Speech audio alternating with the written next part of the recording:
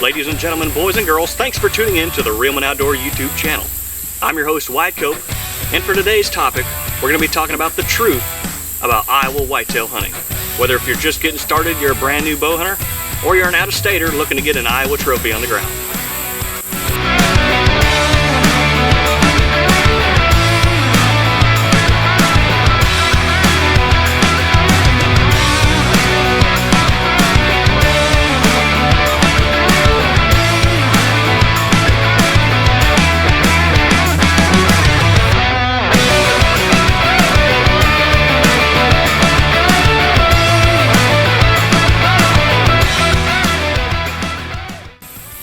Folks, let's get into this. Point number one, if you're watching this video right now, I'm guessing it's probably because you've experienced this at some point in time throughout your hunting career.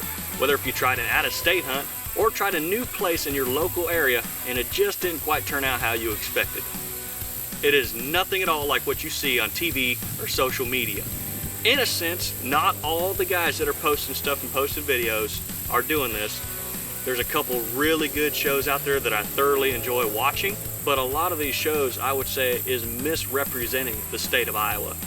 I only say that to say this, that a lot of out-of-state hunters and a lot of young up-and-coming hunters that are residents of the state that have never really been around it, their family wasn't involved with it, they watch these hunting shows and they get a false expectation of what is to come in their hunting career. And when they realize this, they tend to get defeated, they get down on themselves because they think they're doing something wrong. In reality, those deer aren't even in their area. It's kind of brainwashing out-of-state hunters that have never been in the state and young hunters that their families weren't involved in hunting. They're just getting started in the archery world, and they see these big giant deer getting shot and killed, and they think, oh, I'm going to go out there this year, I'm going to shoot a deer just like that. And the reality of that happening is very, very slim. Alright, we're on to point number two, and this is very similar to point number one, but we're going to dabble in a little bit further with the size of bucks that you're going to be chasing. Obviously in the state of Iowa, farms vary dramatically in size. I would say there's typically going to be 2 to maybe 3 mature bucks that are going to stick around after the deer switch into their fall patterns.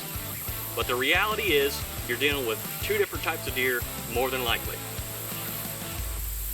This is what you see a lot of times on social media and videos. This deer is 167 inches.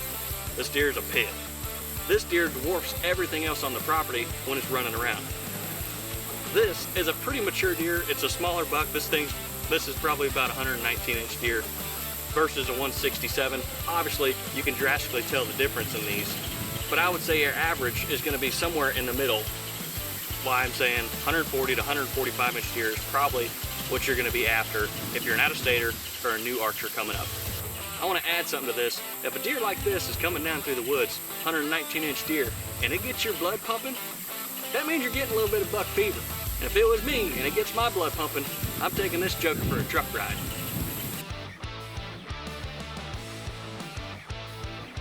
Point number 3 is the pressure on the public land.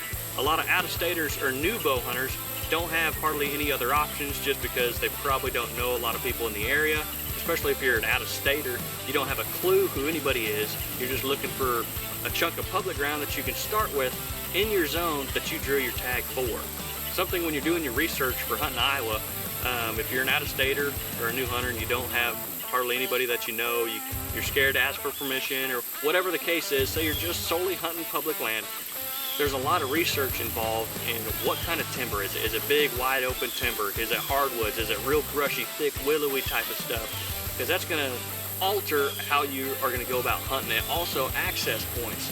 A lot of public land is landlocked in. You can't get to it, and a lot of landowners will absolutely turn you down, especially if they don't have a clue who you are. I think the state should work something out with the landowners as far as making it easier available for hunters to get to these pieces of public ground, because a lot of public ground is totally locked in. You have to access it through the river or get permission from the landowner, and a lot of times that's just not possible.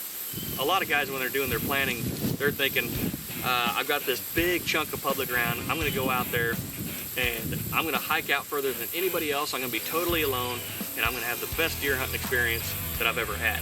That is possible, you might.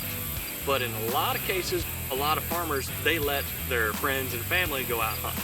Which means if you walk 2 stinking miles to the back corner to get a perfect deer stand set up, and the sun comes up and you're looking around and you see 3 other deer stands within 50 yards and there's somebody sitting in one, well, that just kind of puts a dampener on the day. Because you either swam or you boated down a river, you crawled up a muddy bank with all your gear, you walk clear to the back corner of this piece of property, probably an extra 2 hours worth of effort, and you look up and you see 3 extra stands and somebody's sitting in it, and they walk down from the farmhouse that's 200 yards away. Or they drove a side-by-side or a four-wheeler. Make sure you do your research and try to plan ahead with your access points of how you're going to get in to these pieces of ground.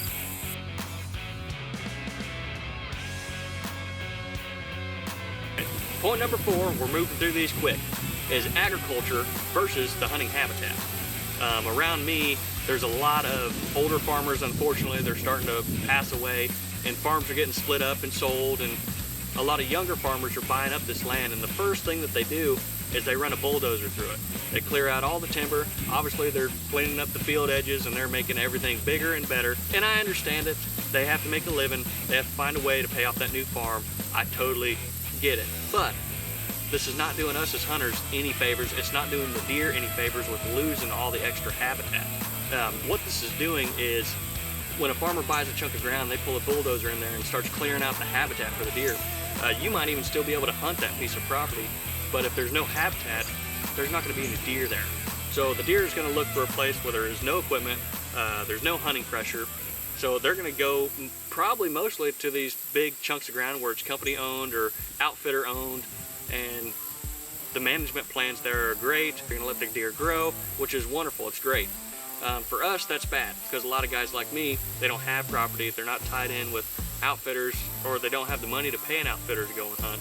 So we're going and hunting public ground. You can definitely tell a difference in the hunting pressure on public ground in the last couple of years, due to just a lot more people getting out there and wanting to hunt, and they don't have any other option except for public ground, or guys that have either lost their places that they can hunt due to ag-related stuff going on. And all that's doing is putting that much more pressure on the deer herds to move them out of those public lands and pushing them into bigger blocks of timber that are already tied up with guys that are hunting. Alright guys, you made it to the end of the video. I appreciate you watching more than you know. I tried my best not to be a Debbie Downer. I'm just trying to bring a little bit more of awareness to new hunters that are just starting out, and out-of-state hunters that are coming into this state thinking that it's going to be one way, but when you get here, it's going to be a little bit different. You definitely got your work cut out for you. I wish you absolutely nothing but the best of luck. I hope you shoot a giant deer. Y'all take it easy, and I'll see you in the woods.